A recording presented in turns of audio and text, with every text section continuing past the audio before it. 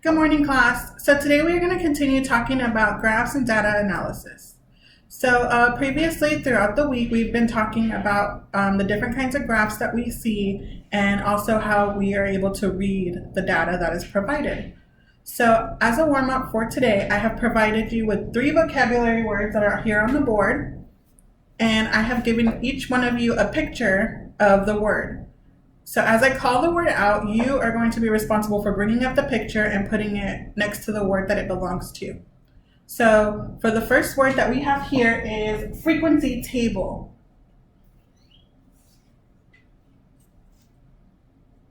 Awesome. So frequency table, go ahead and put it up.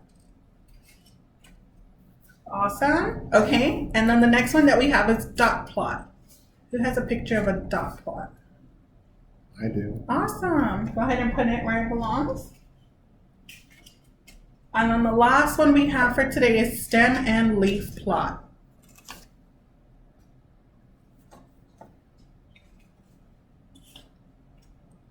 Awesome. So here we have the frequency table, which it provides us with the data that we need and shows the frequency. Then we have the dot plot, which as right here, we use dots in order to show the data that we've collected. And then we have the stem and leaf plot, which actually has a key that shows what the numbers represent. So good job. For today's lesson, I'm going to show you how to collect and organize your data on a frequency table, and then we're going to transfer your data to create a dot plot. So the way I'm going to collect my data is by rolling a die. To begin my table, I need to add a title, which I have already done so. It's called rolling of dice. And then I have my 3 columns labeled. So here I have the roll number, the tally that's going to help me keep track, and then the frequency, which will tell me how much of each number I've had at the end. So if I'm rolling a die, just a regular die, what numbers could I possibly get? You get a 1, Okay. a 2, a 3, 4, 5, or 6. Awesome. Okay. So to begin, I'm going to go ahead and have you roll a dice. We're going to do about 4 times before we start moving on to constructing the dot plot. Okay? So go ahead and roll. 6. Awesome. Okay, a 6. So then I would put a tally mark right next to the 6. 5. We got 5. Put 1 tally next to the 5. 6 again. Wow, 6 again. Okay. 1 more. 3. 3 is different. Okay, so here I have my frequency table filled out. I have the roll number 1, 2, 3, 4, 5, 6. When I rolled, I only got the number 3 1 time, the number 5 1 time, and the number 6 2 times. So I would add up my tallies and add it to the frequency table. So how many times did I roll a number 1? 0. 0, right? So how many times did I roll a number 2? 0. 0. And how about a number 3? Once. Number 4? 0. Once. And a number 5, I got 1. And a number 6? Twice. Twice. So that's a 2. So this is going to show my frequency. This is how often I got the numbers that I rolled. So to take this data and create it on a dot plot, I went ahead and added the title of the dot plot, which is the same as a frequency table, the rolling of dice. So the numbers here are the possible numbers that I could have gotten when I rolled the dice. So which number am I going to put on the bottom? 1. A 1. Okay. 2. 2, 3. 3, 4. 5. And 6. and a 6. Okay. Then we're going to look at our data that we've collected and add a dot for every time that we got that number. So, for example, how many times did I get a 1? 0. 0. So then I wouldn't put any dots on this plot. Same for number 2. How many did I get? None. 0. So I will not put anything there. But for number 3, how many times did I roll a 3? 1.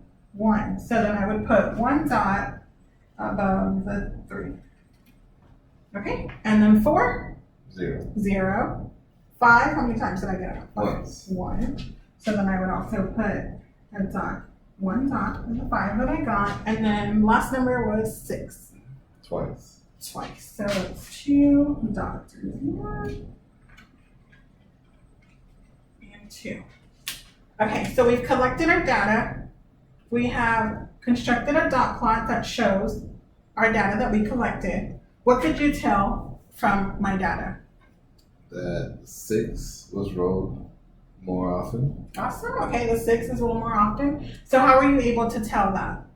By the dots on the plot. By the dots on the plot. So then how many times did I roll the 6? 2 times. 2. Awesome. Okay. So to continue this lesson, it's going to be your turn to roll and keep track. So I have provided you with the frequency table and then the line for the dot plot. Okay, so you're gonna go ahead and roll, and we did it 4 times here, but I want you to do it 10 times. Okay. Okay?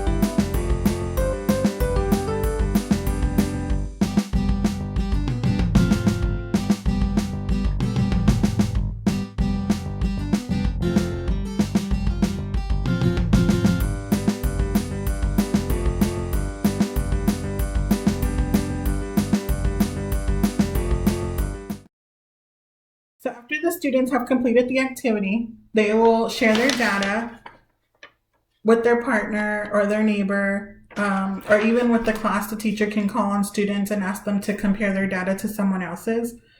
Ideally, I would like the activity to be maybe with partners, and they could take turns sharing the die. This gives students a chance to interact with one another and kind of get a little bit competitive and excited to roll the die to see who's going to get the most high numbers.